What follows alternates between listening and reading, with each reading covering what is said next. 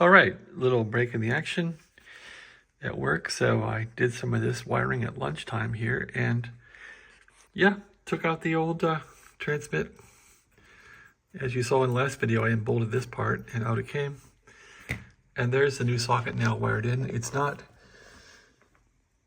in its correct place. I just have one screw holding it in just to get it secured so that it wouldn't bounce around while I'm trying to test it. So the logic here is test one tube, and if it works, then add the second one. If the first tube doesn't work at all, there's no sense in trying two tubes. So that's been my methodology here. Anyway, let's go through the how and why of this thing. So here's the tube's data sheet here.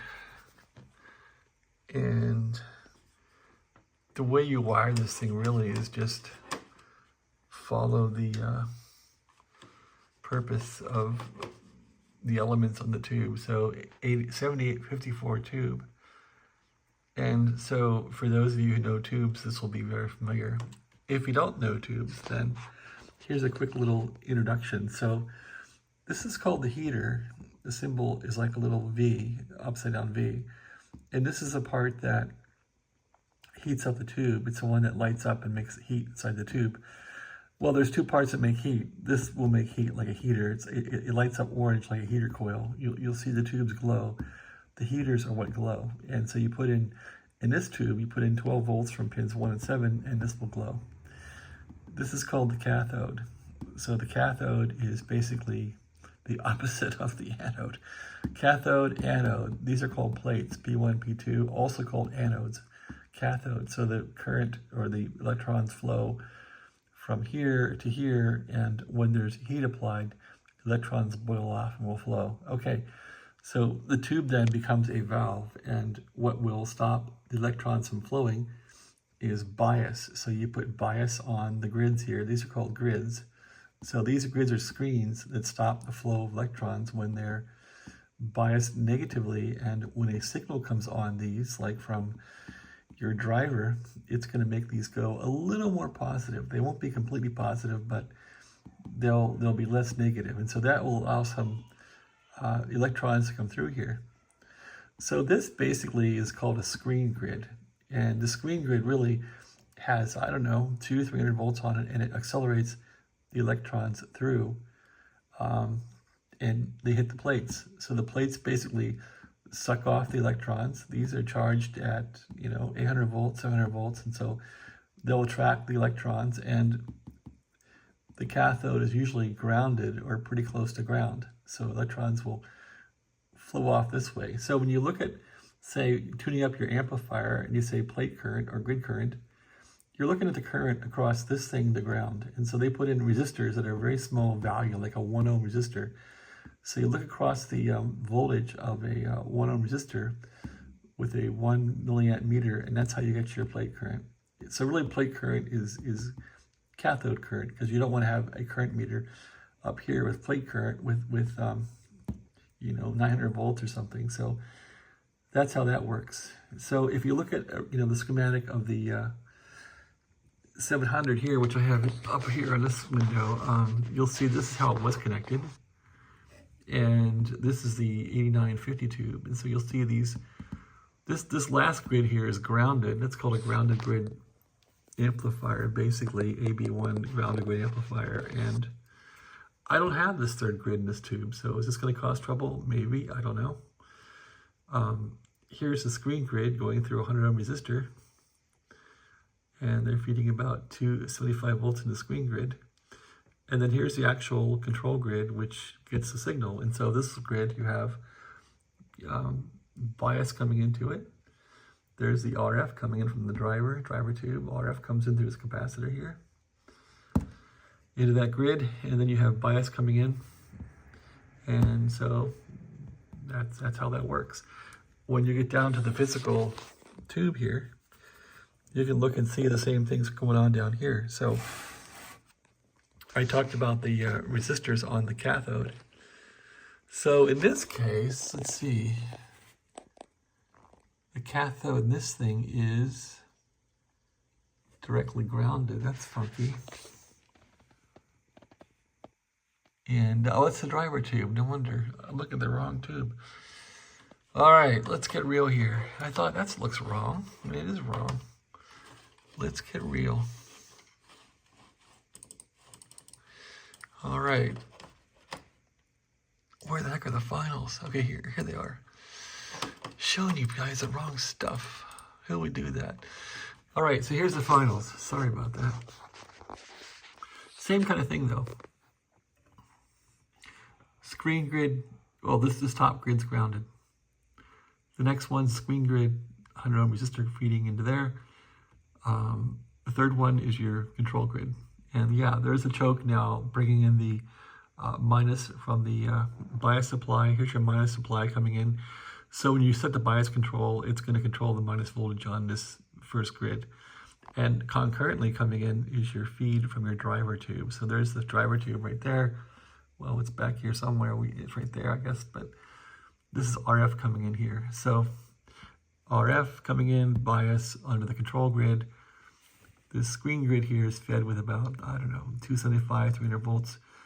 The third grid here is grounded. So yeah, now I was talking about the cathode. So the cathode in this tube, they have some resistors in here, 1 ohm resistors. There's two tubes, so you got about half an ohm of resistance that is taking the grid, the cathode to ground. So we measure across this to look at our cathode or plate current. So that, getting down to reality here, is the cathode on this tube is pin, that's the cathode as you know now, is pin 4. So looking at the tube, we find pin 4 for the cathode. And the tube, the numbers here are pretty clear, thank goodness. And so here's your cathode right here. And so we take two 1 ohm resistors, 1 ohm, 1 ohm, when they're in parallel, they're half an ohm. So we have half an ohm here going to ground. This is the heater ground for the heater. So here's the heater grounded. The other end for the heater has 12 volts coming in because this heater wants 12 volts to glow nice and bright. That's how it works, okay? So now we have this cathode here. This little orange wire goes to the meter to measure, I guess, the voltage or current across these resistors from ground. And that's how you get your cathode current or your plate current on your meter. All right, so this tube has two grids on it. It's kind of a dual tube, and so the grids are on pin 2 and pin 6. I'm just using this tube in parallel with itself. So this is made for push-pull, but I'm not using it push-pull, I'm just using it in parallel. So this tube is like having two final tubes in it already. Not that it will perform that well, but anyway, grids 2 and 6 are, in my case, I put this green wire in and connect them together. So this choke here is actually your bias coming in. And on the schematic, that choke is right here. That's going into the control grid.